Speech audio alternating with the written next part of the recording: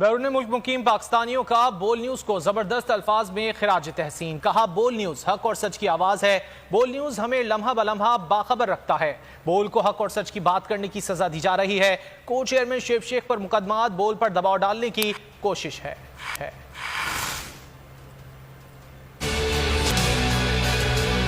سچ دکھانے کی پاداش میں مختلف موقعوں پر بول نیوز کو بند کیا گیا. وہ چیئرمین کے اوپر جو ہے جعلی پرچے کاٹے گئے. میں بول نیوز کو سچ دکھانے پر اس بہادری پر خراج تحسین پیش کرتا ہوں. چیئرمین جو ہے بول چینل کے ان کو مبارکباد پیش کرتا ہوں کہ جنہوں نے ہمیشہ آزادی کی جنگ کے لیے اوورسیز پاکستانیوں کے لیے حق اور سچ کی آواز کو بلند کیا ہے.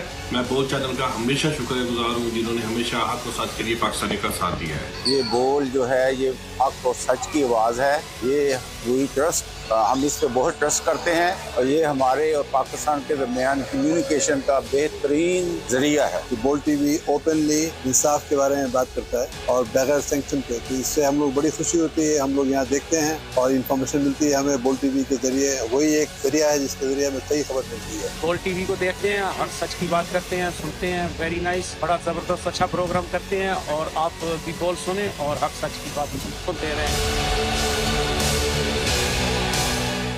پاکستان اسکاٹش پریس کلب اور پی ٹی آئی کا ہنگامی اجلاس. صدیق جان نے گرفتاری اور بول کی آواز دبانے کی شدید مذمت.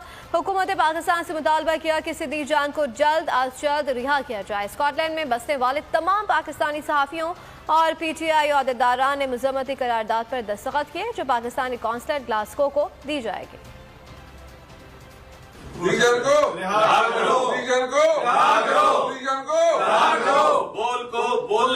میں بحیثیت president of Pakistan Scottish press club میں اس کے حوالے سے اگر یہ سلسلہ جو بند نہ کیا گیا تو ہم باقاعدہ جو ہے کونسلیٹ جو پاکستانی کونسلیٹس ہیں ان کے باہر مظاہرے جو ہے وہ شروع کریں گے.